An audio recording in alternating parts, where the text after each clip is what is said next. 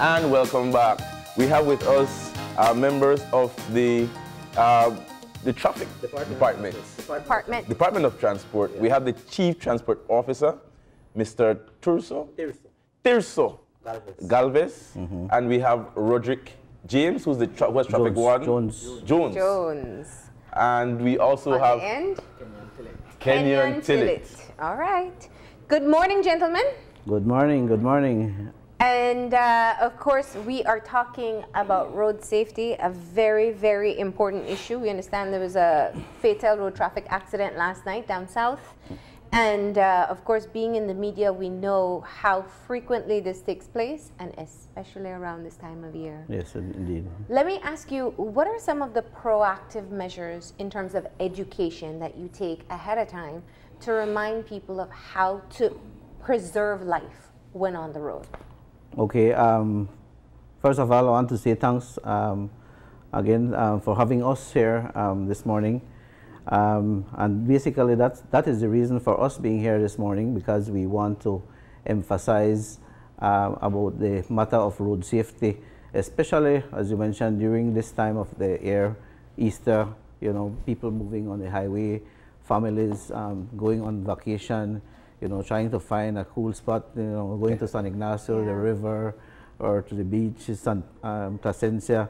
And you know that during these activities, you know, people tend to free up, you know, and one of the things is that, so hence the reason we are here. And we know that many times some of these incidents, as we have always said, that, you know, there are basically three factors contributing to road traffic crash, you know, having to do with the driver, the vehicle, and the road. But obviously, the vehicle cannot move by itself, you know, the road conditions. So ultimately, I believe that, you know, driver has a serious responsibility. Hence the reason I always stress that these crashes, because we don't refer to them as accidents, are being caused, rather than just classify them as an accident to say that it happened, you know, for some unknown reason, or just accidentally, you know, had to have some reason behind it, and most of the time it would be due to some negligence of the driver. Of course, even if it has to do with a mechanical failure of the vehicle or a tire or anything, at the end of the day, the driver is still responsible, because the proper checks should have been made by the driver to ensure that, you know, you have your tires, and that your tires are in good condition and so forth. So we have a list of things that we would like to speak about as it relates to some of these Before we get into that, I wanted to talk about what the numbers are saying. Obviously, we're anecdotally saying that we hear or we report on more accidents after the Easter break. Is that still the case, that this is a period that we see more crashes taking place? Well, I would think that probably before, but I think of recent, you know, with the road safety project and being more on the media, informing people, I think that we have reduced that a lot, in the sense that we don't tend to have that amount of incidents occurring as it used to be before.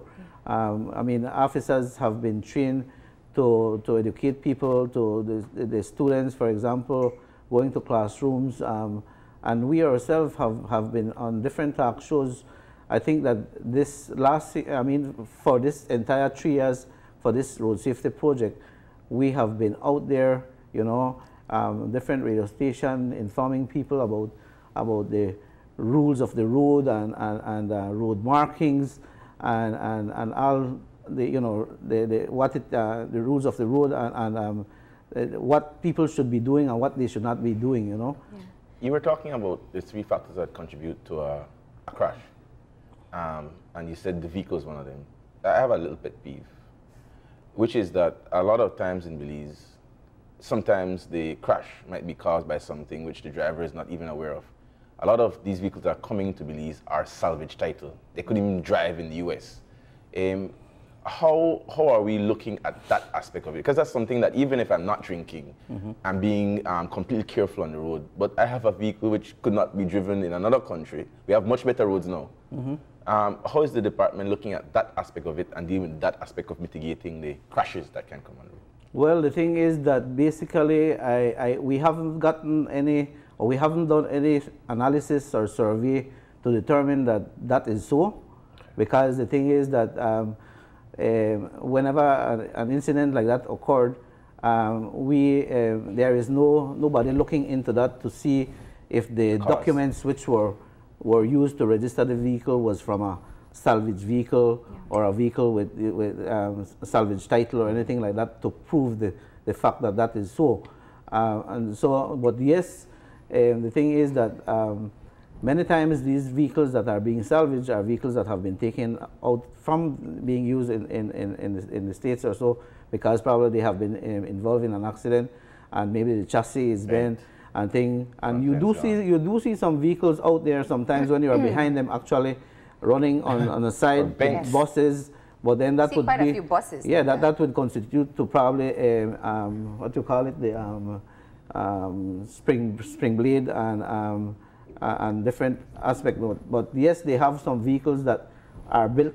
The chassis are being rebuilt, you know, and how safe are these vehicles? Yes, indeed. But we do have the licensing process that should do a check of the vehicle before it receives its license. Does it include, I know they check your lights and a couple of other things around the car, but do they look at the actual condition of the vehicle before issuing the license? The inspection is very limited in respect to what is being checked, because of we don't have the proper facility to do and the expertise really to also to put the vehicle on the ramp and to look underneath and to see the tie rod ends and so forth and so, because like I said, the inspection is basically, as you mentioned, you have probably gone through it, where they check your lights and the horn and before we used to actually allow the vehicles them to run and apply the brakes and to see if the wheels they check your brake lights.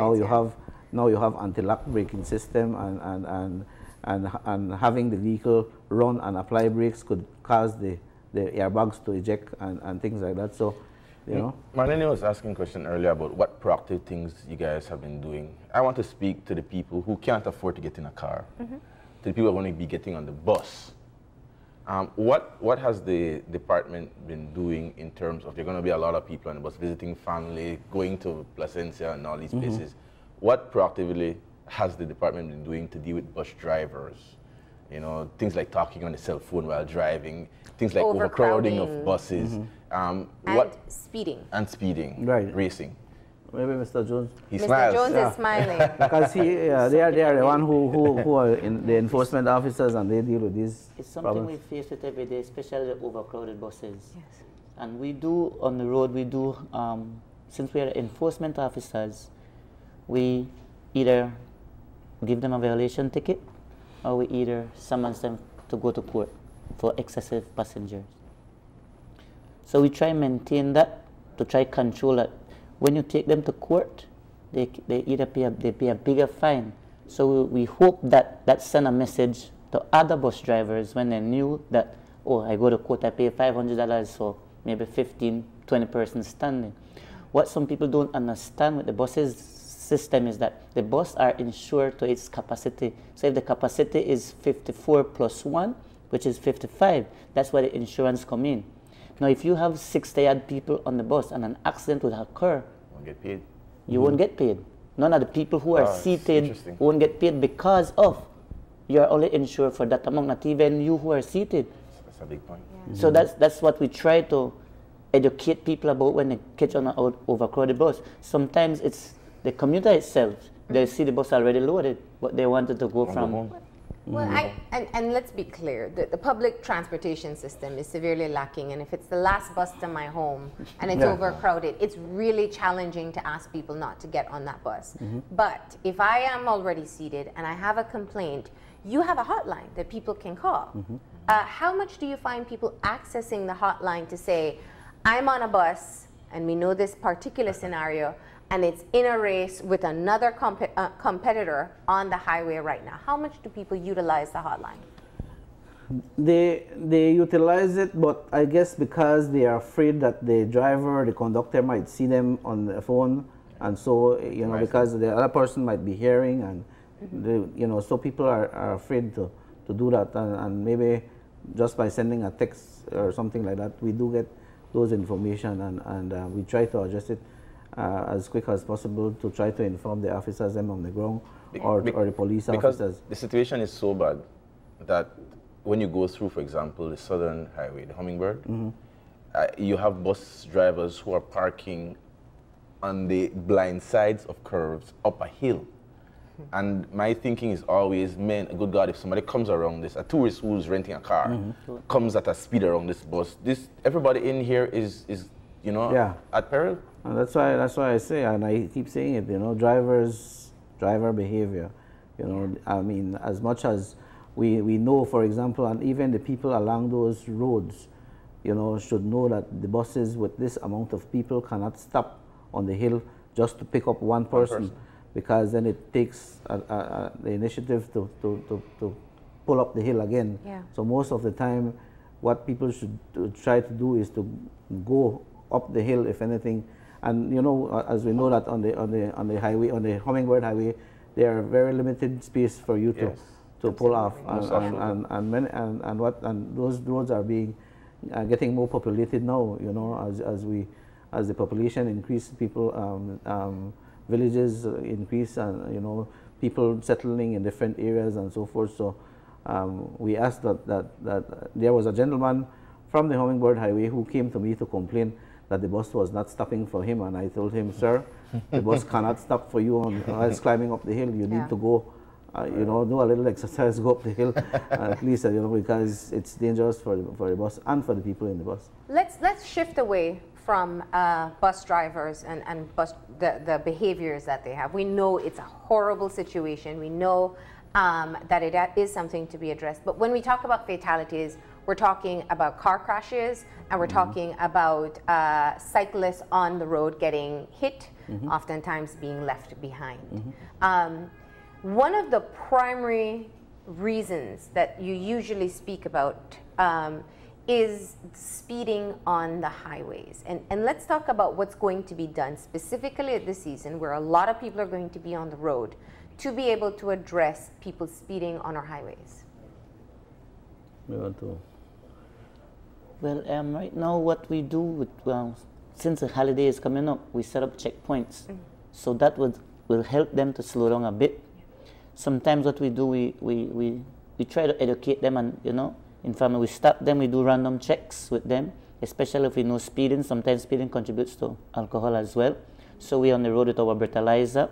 We do it randomly, we check them and see if they're past the limit. If they're over the limit, which is a 0.008, then we take the data levels where we don't allow you to move the motor vehicle from there. We take you to maybe the nearest police station, because with the breathalyzer, when we tell them about the test, you can refuse. So when you refuse, when I come to you and I ask you, because we see signs or we might smell the alcohol, and I ask you, we want to perform a test, well, I'll let you know as well, you have the right to refuse. My next option to you is, we'll take you to the nearest police station to do a urine sample, or a blood sample. And in that case, refuse to. Then they will be charged. The police can charge them for refusal to take a specimen test.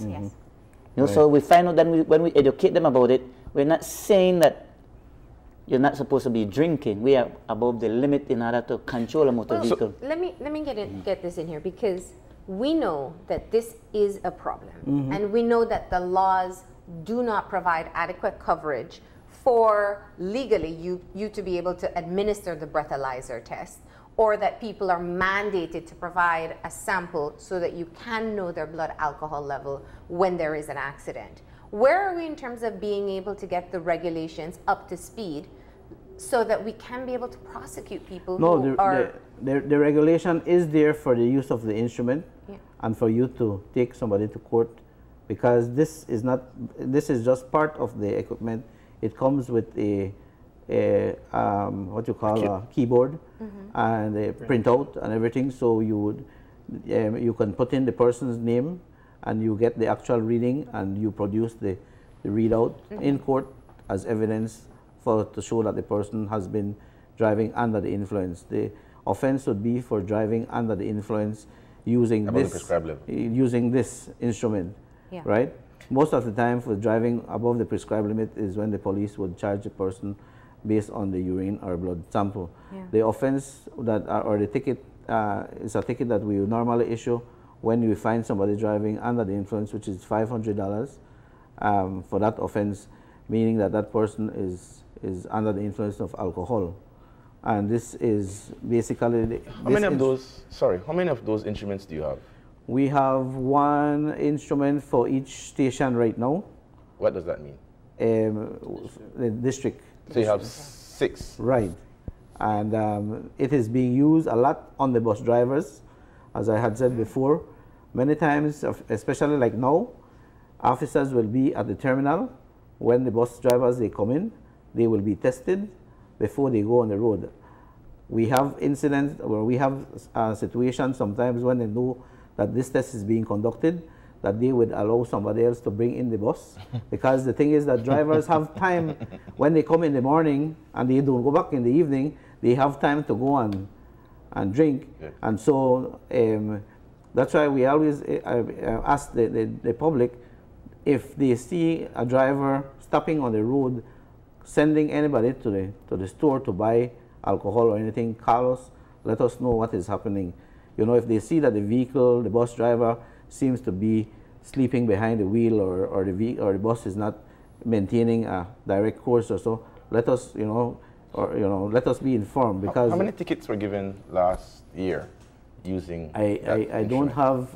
was it less than 50? No. More than 50? More than 50.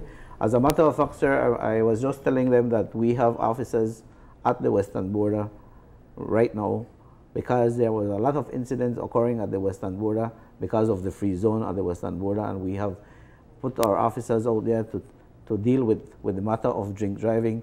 And we have videos of drivers, their behavior. You would not expect it. We have even officers, police officers, who behave in a way unbecoming of them, Well, we have a cultural issue to overcome, and I really want us to get to that, because I mean, I think we know what the problems are. It's just being able to get to enforcement, and we have the laws. You shouldn't drink and drive. You should you expect people to wear your seatbelt. They shouldn't go over the speed limits.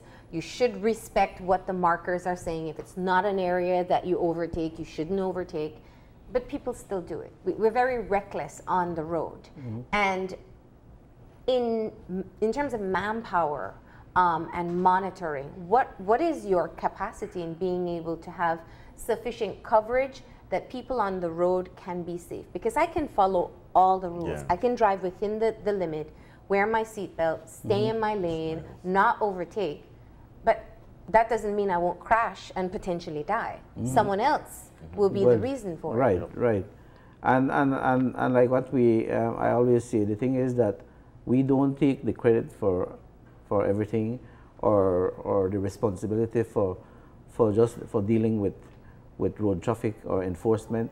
The police also plays an important role.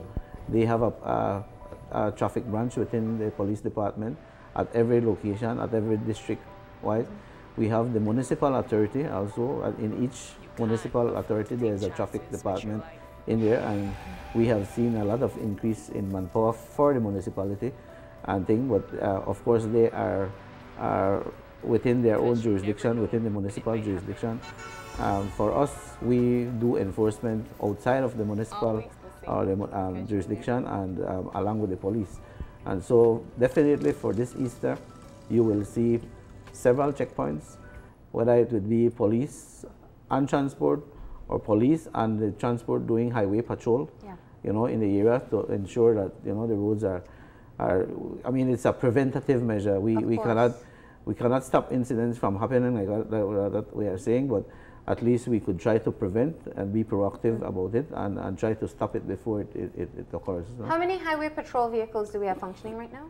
We have, we have the 2 highway patrol vehicles which were for the road safety project for Belize and Belmopan, but we also have our enforcement vehicles for each district that we also have with lights and siren and everything. So in Belize City they have 2 vehicles. They have a Wingle and a Toyota 4Runner, and in Belmopan similarly, you know. Now, when we talk about road users, it's not just people driving cars. You have, because we have the rural communities alongside the highways, you have people who are on bicycles, we have people walking on the highways, and we have often seen them become victims of accidents. Talk to us about some of the behaviors that road users who are not in a car can practice to ensure that they preserve their own life. Okay, I'll ask Mr. Tillett to speak on some of the issue regarding the cyclists and motorcyclists, because there are some issues regarding motorcyclists and cyclists, pedestrians also, that we could speak about here. Yes, go ahead. All right. We have a lot of issues about that. Motorcycles, cyclists, pedestrians. The motorcyclists, they are a part of the traffic. They're a motor vehicle. Cycles are a motor vehicle. Bicycles, likewise. We drivers tend to not give them the respect that they deserve, and likewise those guys on the motorcycle feel like they can just ride recklessly, overtake on the right hand side, or they just ride carelessly on the highway.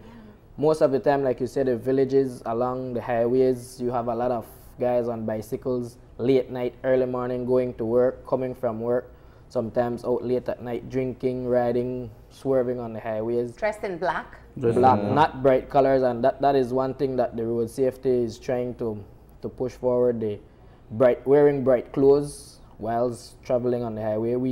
We try to go out and educate motorists, motorcyclists, pedestrians to do the proper thing while driving on, while traveling on the highways and the byways. Like if you're walking, walk facing traffic and not with traffic coming behind you, because if a vehicle should lose control, you would not see what is happening behind you. So we try to, just explain the proper way to cross the road, use the pedestrians, and just not cross anywhere on the.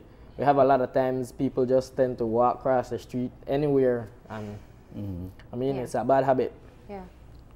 So bright clothing or reflective clothing. Right. The bicycles should have lights. Helmet as well. You wear your proper helmet. Make sure it's a lot of guys on motorcycles. You just set the helmet on their head and clip it on.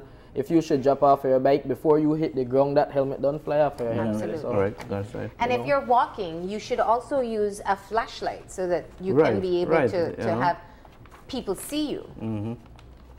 The thing with the motorcycle, as you mentioned, with the helmet, again, it's not only for the person who is operating the bike, but also for the passenger being carried on the bike, that person must be wearing a helmet, proper helmet. For that matter, and also having some eye protector, riding on the road, especially the wind factor. There are objects, flies, bugs. I mean, you could see it on your windshield. Yes. And so what would happen to your naked eye, something get into your eye, you lose control. And of course, we have this serious problem of the overtaking of motorbikes on the wrong hand side of the road, right? Again, that is a serious problem. We try to do as much education to inform these motorcyclists that they are a vehicle. The law applies to them, the rules of the road applies to them, applies to a bicycle rider riding on the road also. But the matter of overtaking is a serious problem, that you must overtake on the left side of the vehicle, right? And the thing is that you, just like any other driver, to ensure that the road is clear ahead before you do overtake. Don't take for granted a vehicle which is coming in your direction. You cannot underestimate the speed of that vehicle coming. Of course, motorcycles tend to have a faster rate of moving on the road, hence the reason they operate like that.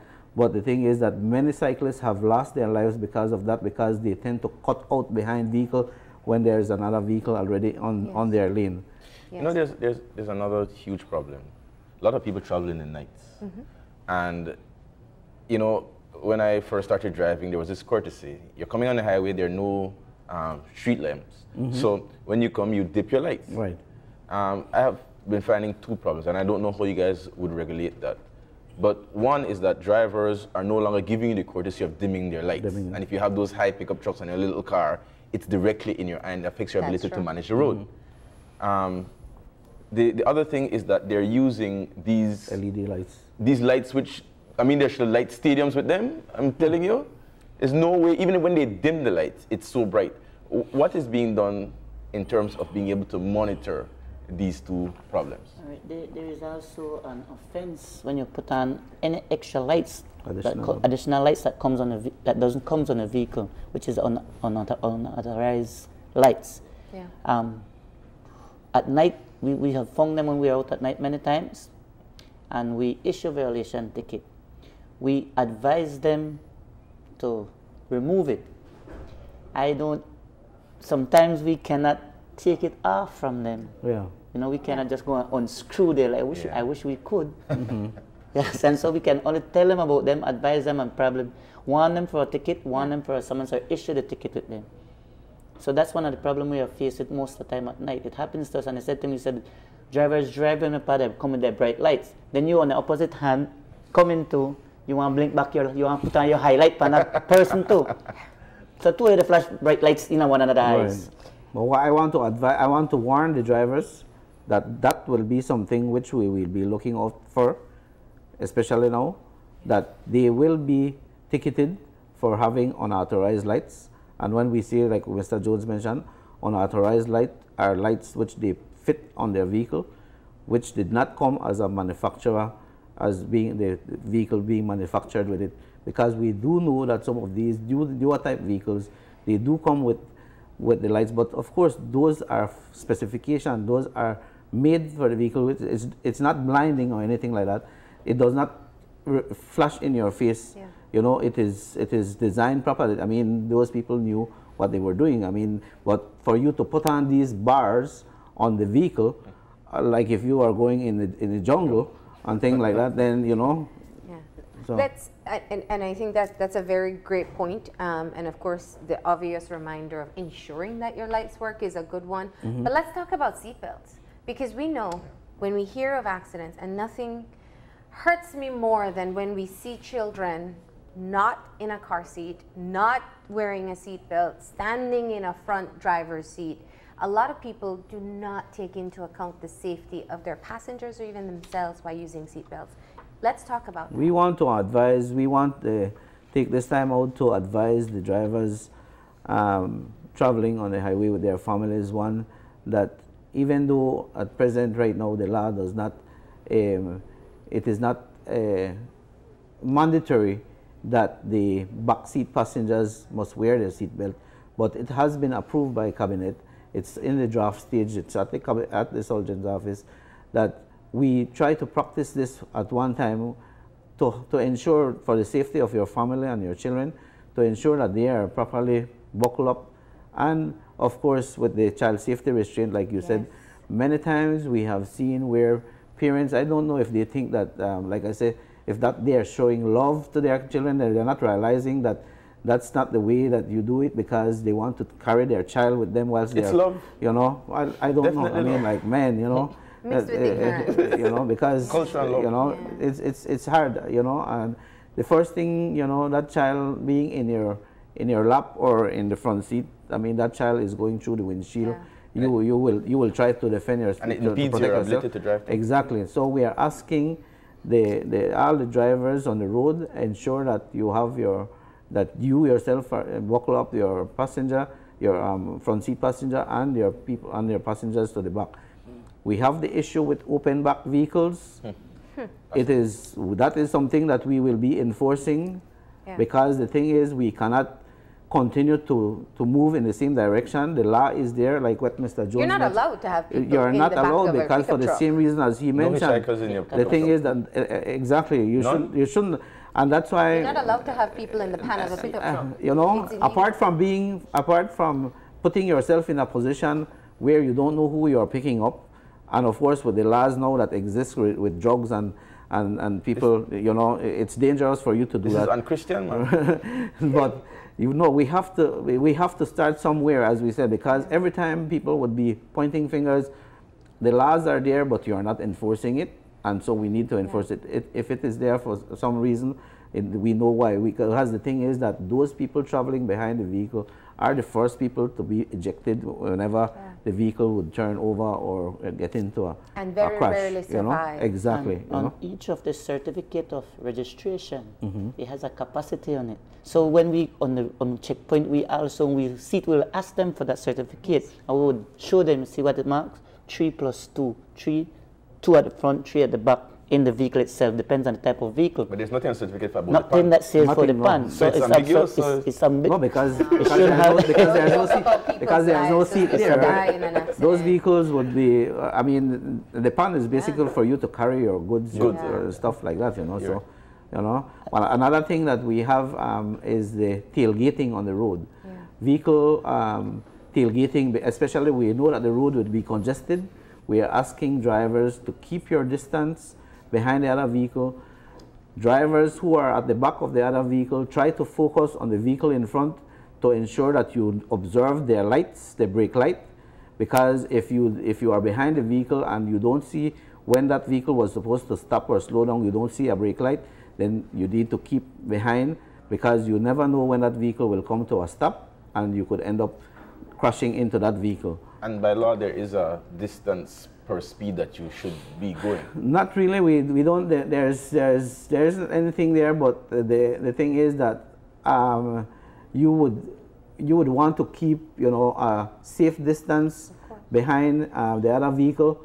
There is a 2-second rule which is being applied sometimes from in other countries where you would count 1, 2, and if you do a test, and if you reach to that point within that, then you are driving too fast, you know, and stuff like that. So, but you need to maintain this distance, because the thing is that, like, many times people tend to be following these vehicles right closely behind, sudden stop, and then it don't give you time to react to rear in this vehicle. No? And that's one thing, back to the seat belt. What we have noticed, when drivers approach our checkpoint without seat belts on, sometimes we run a little joke with them: I'll save you $50 or I'll save you $100 because we can issue a violation ticket to come in front of us without wearing a seatbelt.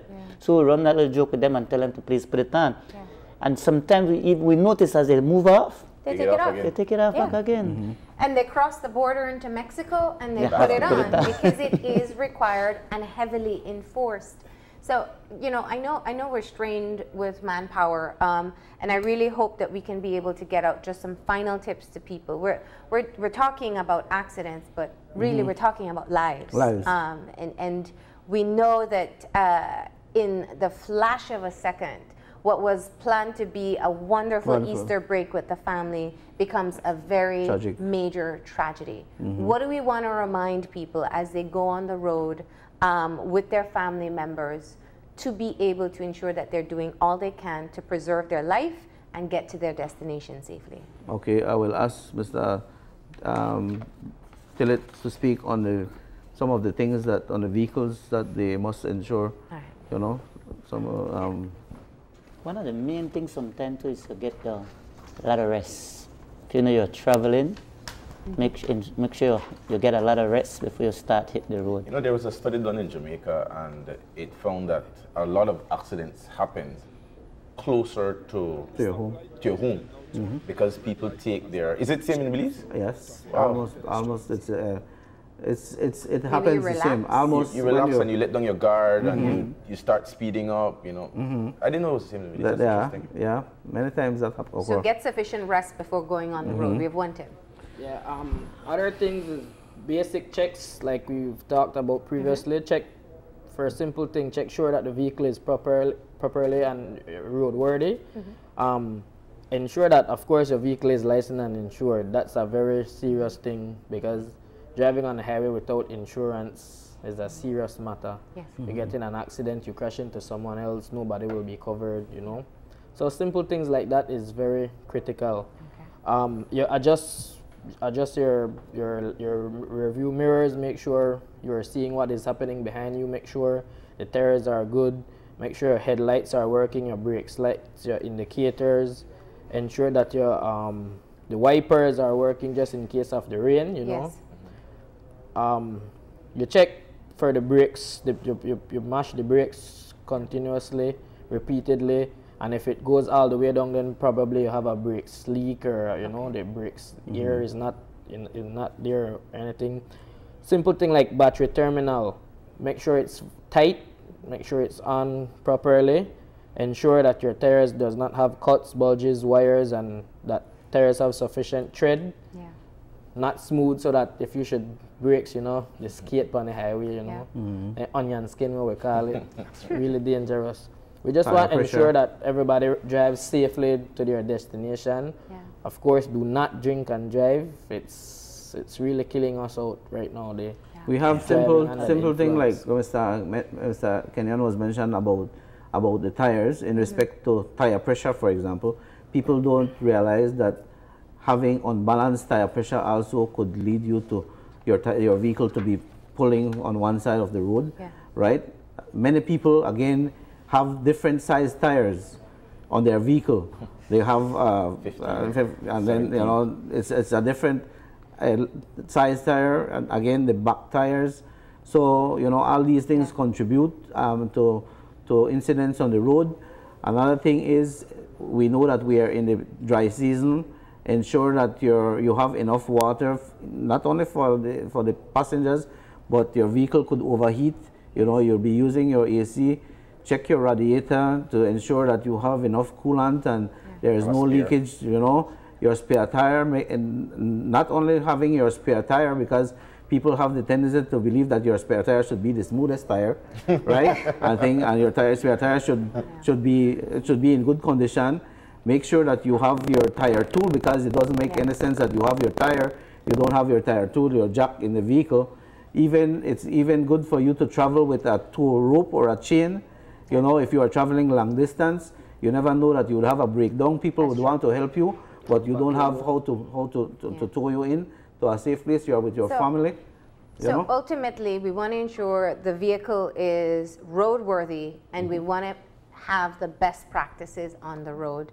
We appreciate you coming in and reminding us of all these things that we should do as responsible road users. And best of luck, because we know you're going to be out there doing your monitoring as well. And importantly too, drive within your speed limits. We have our speed limits. That's sure. Need to drive, and not to say about also with the texting and cell phone, and even some of the females put it on makeup while they're driving. Not to hit on the females. maybe we won't get into that one, but I don't know how much time we have, but maybe out of time. Yeah. We're out of time? Yeah, we're out of time. Okay, because you're going to showcase the breathalyzer. I promise it's coffee in this cup. You don't have to check. Just a demonstration to briefly how we go about doing it. I will do it for our online profile, right? So we'll post it online and we'll do it during the break. But we have to go ahead and take a break. Okay. Thank you for being here. When we come back, we're going to be talking to representatives from the San Pedro Town Council about what's happening on La Isla Bonita for the Easter. So stay tuned.